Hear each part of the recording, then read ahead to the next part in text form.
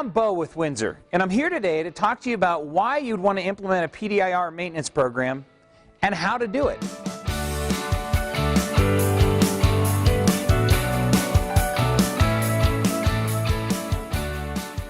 When it comes to the why you'd want to implement a PDIR maintenance program, just look around you in your building.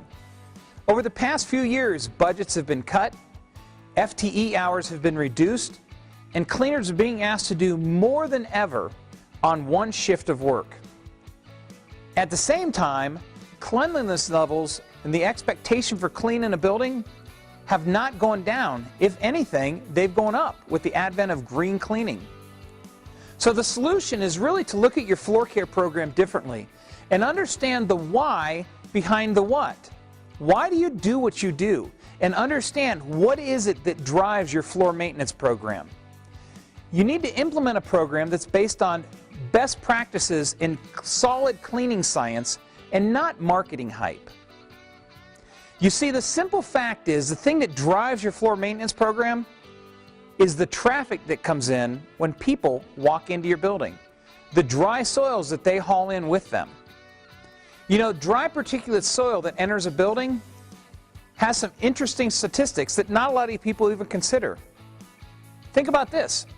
94% of the soil in your building was brought in with foot traffic. Dry sand and particulate polishes like 120 grit sandpaper. There's been industry studies that show that 1,000 people in 20 days can track in 24 pounds of soil. And that once the soil's inside your building, it actually costs $700 per pound to remove it. If you do the math backwards, every time someone enters your facility, based on those studies, it costs you 84 cents per person to remove the soil that they brought in.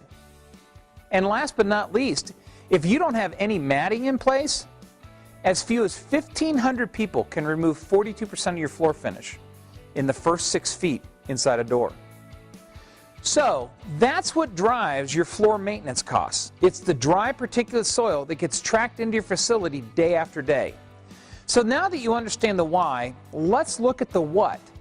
How do you construct a program to achieve the best overall results?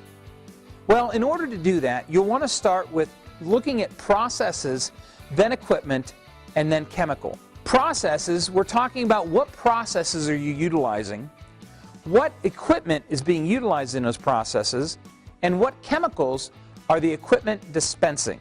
Most facilities, if you look at them, about 80 to 90% of their budget is comprised of labor. And if you really want to impact this number and achieve the best labor savings, which will allow you to do more to raise the level of cleaning in your building, you must concentrate on processes. Without this, you can't achieve the best results.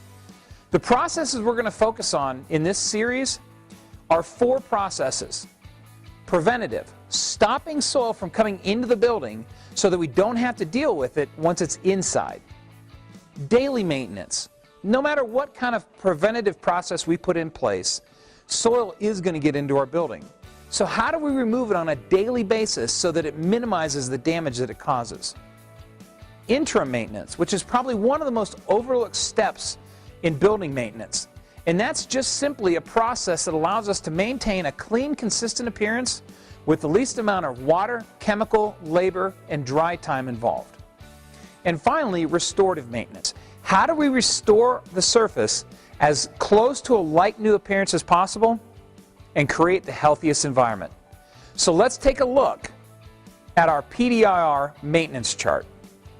The PDIR chart shows us the processes that use the least amount of water, chemical, and labor are on the left side of the chart, which are preventative, daily, and interim.